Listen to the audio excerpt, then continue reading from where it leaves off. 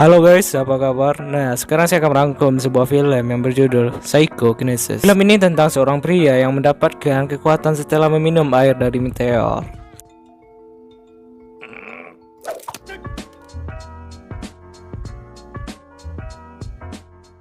Film diawali seorang pemilik restoran ayam di wilayah pasar yang bernama Rumi dan ibunya Kwon. Karena rasanya yang sangat lezat dan orang yang makannya juga banyak sekali, dia sampai diliput oleh acara TV. Singkat cerita, malam pun tiba. Rumi yang sedang tidur, tiba-tiba dia terbangun karena ada petugas konstruksi yang mencoba masuk dan menghancurkan warung miliknya. Lalu Rumi menelpon pamannya dan meminta dia datang ke sana untuk membantunya.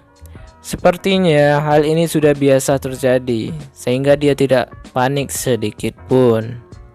Akan tetapi kali ini petugas konstruksi tersebut mencoba masuk dengan cara paksa, dengan cara memecahkan kaca warung milik Rumi dan mengeluarkan Rumi dari warung tersebut.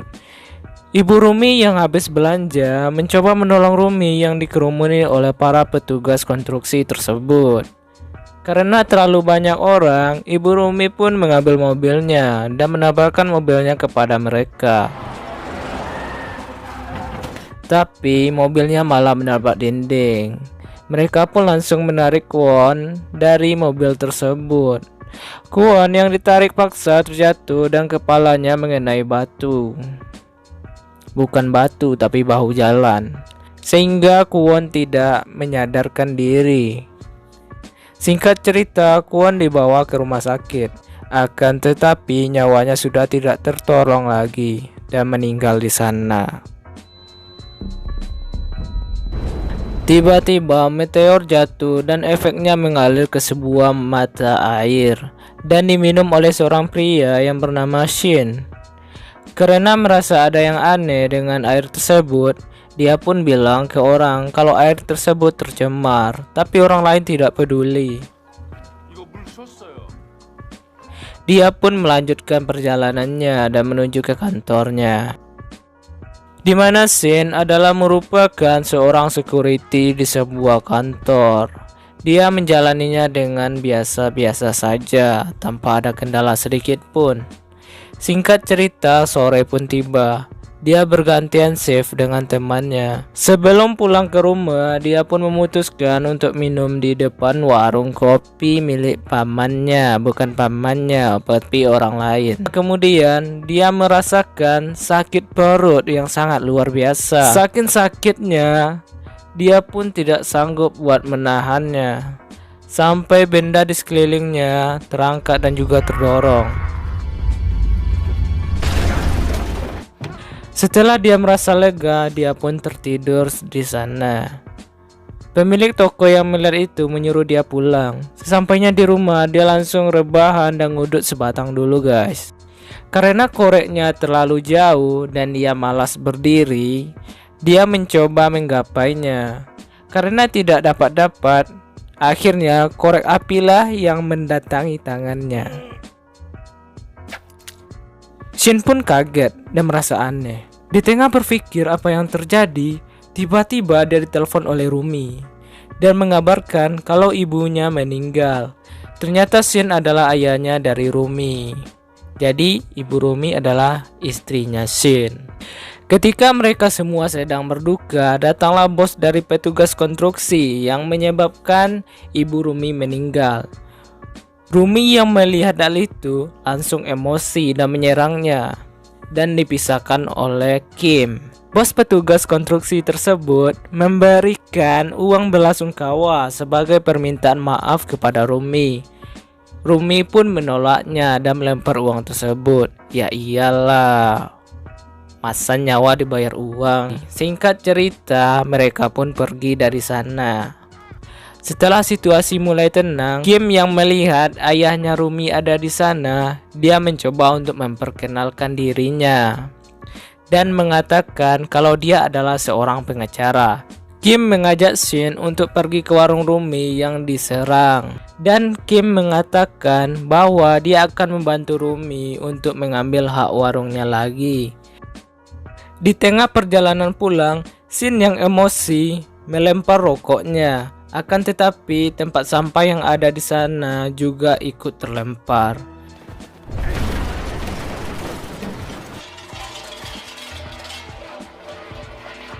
Menyadari kekuatannya tersebut, Shin langsung pulang dan mencobanya lagi. Dan ternyata beneran bisa. Dia pun mencoba untuk mengendalikannya, dan dia berhasil mengangkat semua barangnya. Shin pun langsung pergi ke kantornya dan bertemu dengan temannya. Shin mengatakan kalau dia ingin menjadi pesulap dengan memanfaatkan kekuatannya tersebut. Keesokan harinya, Shin pergi ke sebuah klub dan mendaftar untuk melakukan pertunjukan di sana.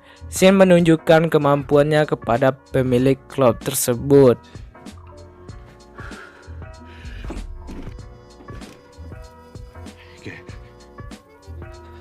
Karena kagum dengan kemampuan Shin, dia pun menyuruhnya untuk tampil di klub dia tersebut. Shin yang diterima kerja di sana keluar dengan sangat bahagia. Di pagi harinya, Shin pergi menemui Rumi dan mengajak Rumi untuk tinggal bersama dia. Dan dia akan mencari uang dengan kemampuan baru yang dia miliki. Shin pun menunjukkan kemampuannya kepada Rumi.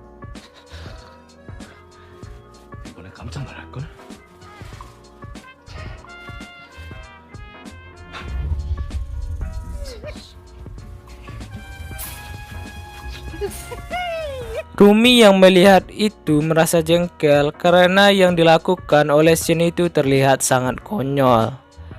Tapi Shin terus menunjukkan kemampuannya yang lainnya. Karena sikap ayahnya yang masih sangat berlebihan, Rumi pun memarahi Shin dan mengatakan kalau 10 tahun yang lalu Shin meninggalkan dia dan ibunya, maka jangan urus dia lagi. Shin pun pergi dengan penyesalan dan memikirkan semua kesalahan yang telah dia lakukan. Di tengah perjalanan, Shin melihat para petugas konstruksi yang menuju ke tempat Rumi. Shin pun mengikutinya dan melihat kalau Rumi dan yang lainnya sedang diserang. Shin pun mencoba menyelamatkan mereka, tapi dihalangi oleh petugas konstruksi di sana.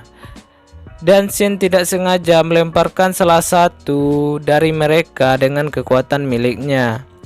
Shin diserang oleh petugas yang lainnya, dan juga dia tidak sengaja lagi melempar mereka. Menyadari kekuatannya tersebut, Shin pun menyerang mereka semua, dan Shin bertarung dengan mereka dan menyelamatkan Rumi.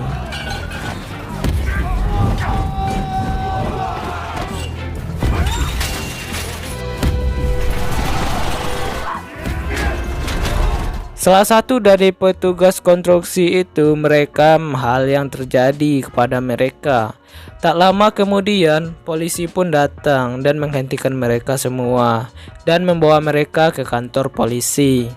Polisi yang bingung dengan apa yang terjadi dan tidak tahu siapa yang benar dan salah, menyuruh mereka semua untuk pulang. Di perjalanan pulang, para pedagang sangat senang karena sekarang mereka memiliki orang yang akan melindungi mereka. Shin pun pindah ke para petugas konstruksi yang melihat benda berterbangan di atas mereka. Karena hal itu, mereka menjadi takut dan mengaitkannya kepada sebuah mistis dan lari ketakutan. Ternyata benda yang terbang tersebut adalah perbuatan Shin yang ingin membuat benteng untuk mereka.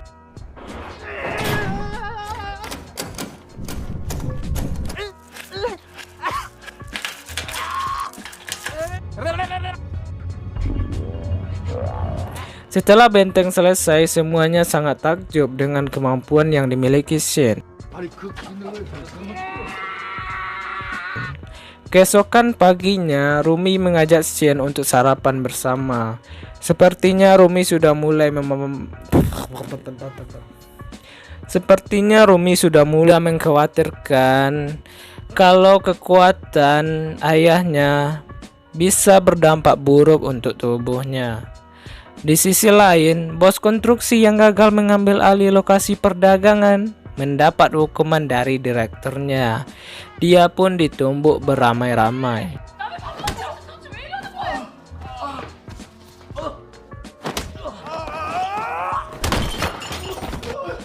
피 많이 났죠?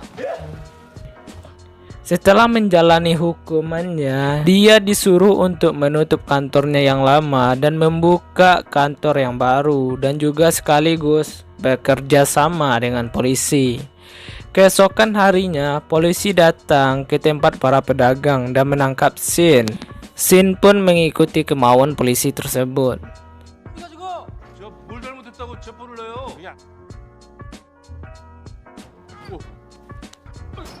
조심. 아, 이거 절차예요, 절차.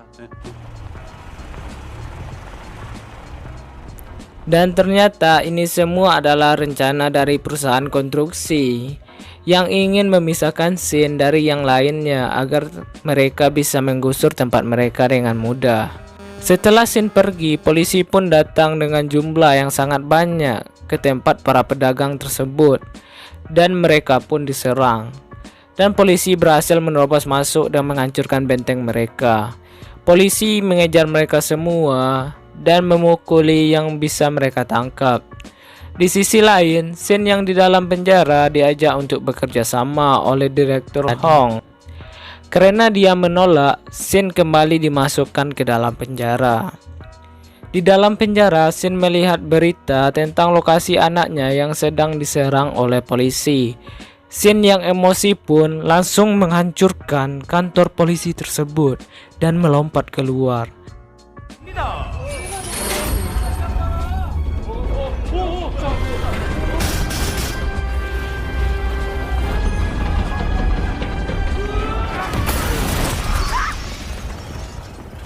Shin langsung menuju tempat Rumi. Salah satu dari pedagang yang tertangkap didorong hingga hampir jatuh. Untungnya Shin datang dan langsung menyelamatkannya. Setelah menyelamatkannya, Shin langsung mencari Rumi, tapi malah bertemu dengan para polisi.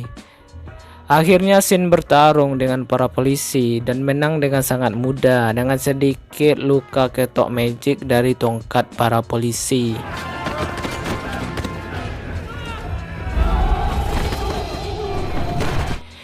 Di atas atap, Rumi berhasil ditangkap oleh polisi dan dimasukkan ke dalam kontainer terbang. Dan teman yang lainnya dipukuli oleh polisi. Shin datang dan langsung membantu mereka dan berhasil mengalahkan semua petugas tersebut. Karena benturan, kontainer terbang yang dinaiki Rumi hampir terjatuh. Shin yang melihat hal itu langsung menolong Rumi dengan kekuatannya dan menarik kontainer tersebut, tapi karena tidak kuat dan kakinya tergelincir, Shin malah membuat kontainer tersebut bergetar sehingga menyebabkan Rumi terjatuh. Shin pun langsung mengejar Rumi dan menangkapnya lalu membawa dia terbang. Akhirnya Rumi berhasil diselamatkan. Setelah menyelamatkan Rumi, Shin mendatangi bos konstruksi dan memukulnya dengan kekuatannya.